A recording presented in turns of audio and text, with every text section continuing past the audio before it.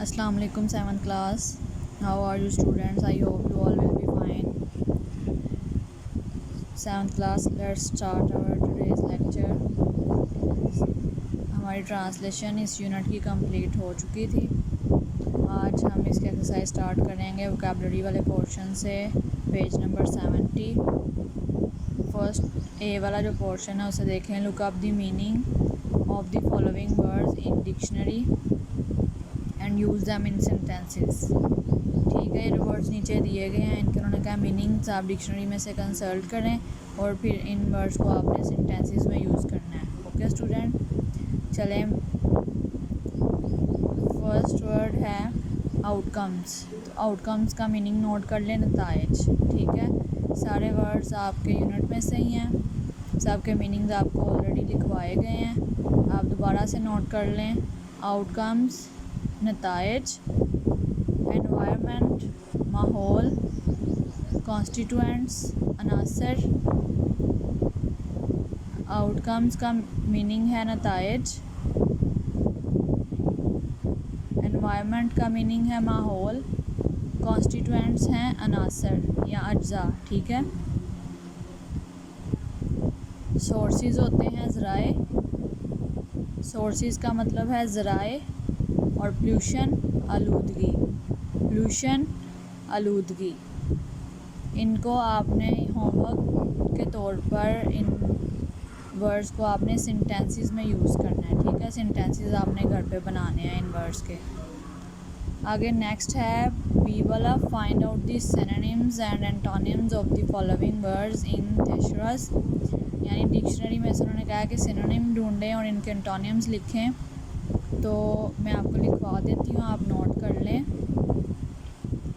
Fast के synonyms हैं quick और एक्टिव। क्विक और एक्टिव, ठीक है। और एंटोनिम में इसका स्लो। क्विक और एक्टिव इसके सिनोनिम्स हैं और एंटोनिम है स्लो। आगे नेक्स्ट वर्ड है कलेक्ट। तो इसके सिनोनिम्स ज़रा नोट कर लें। Add, gather. Add, gather. और आगे इसका एंटोनिम है डिवाइड। ओके स्टूडेंट्स, आगे है कंटिन्यू। सॉरी, कंटिन्यू का सिनोनिम्स हैं एक्सटेंड और एडवांस। एक्सटेंड और एडवांस। और आगे एंटोनिम है इसका स्टॉप। ठीक है, स्टॉप। आगे हार्मफुल के सिनोनिम्स हैं डेंजरस, डेडली या अनसेफ। डेंजरस, डेडली या अनसेफ। और एंटोनिम है इसका यूज़फुल। यूज़फुल। ओके स्टूडेंट्स, आगे है आंसर दी क्वेश्चंस। ये क्वेश्चन आंसर्स हैं, आपके पास नोट्स में इनके आंसर्स अवेलेबल होंगे। आपने वहाँ से इनके आंसर्स वो याद करने हैं। क्वेश्चन पढ़ लेते हैं हम लोग। Which kind of pollution is widely spread and most dangerous. यानी कौन सी किस्म है पोल्यूशन की जो बहुत ज़्यादा यानी बड़े पैमाने पे फैलती है और बहुत ज़्यादा ख़तरनाक है। ठीक है, ये आपने अपने नोट्स में से इनके आंसर लर्न करने हैं। नेक्स्ट है what are the bad effects of air pollution. ठीक है, कि एयर पोल्यूशन जो फ़िज़ाई आलूदगी है उसके क्या असरात हैं, क्या बुरे असरात हैं, वो आपने लिखने हैं। आगे थर्ड क्वेश्चन है how can air pollution be controlled. कि फ़िज़ाई आलूदगी को कैसे काबू किया जा सकता है। ठीक है, इस पर कैसे काबू पाया जा सकता है। नेक्स्ट है what is the cause of water pollution. कि जो आबी आलूदगी है उसकी क्या वजह है, क्या सबब है आबी आलूदगी का। आगे है व्हाट इज़ नॉइस, कि शोर क्या है। How is it harmful for us, और ये हमारे लिए कैसे नुकसानदेह है। ठीक है। नेक्स्ट है how does cutting of trees adds to environmental pollution. कि जो हम दरख्त काटते हैं वो कैसे जो आलूदगी के फैलने की वजह बनते हैं। ठीक है, दरख्त का काटना हमारे माहौल की आलूदगी को कैसे बढ़ाता है, क्या उसकी वजह बनती है। आगे है our elders enjoyed a healthy life as compared to us how, कि जो हमारे बड़े हैं, बुज़ुर्ग हैं, उन्होंने एक अच्छी ज़िंदगी को एंजॉय किया, अच्छी ज़िंदगी बसर की है, माहौल अच्छा था, पोल्यूशन नहीं थी हमारे मुकाबले में, यानी हमारी ज़िंदगी के मुकाबले में उनकी ज़िंदगी बहुत अच्छी थी, बहुत बेहतर थी, बहुत साफ़ सुथरी थी और माहौल बहुत साफ़ था क्योंकि पोल्यूशन बहुत कम थी। तो ये किस वजह से थी, कंपेयर करना है आपने उनकी लाइफ को और अपनी लाइफ को, ठीक है।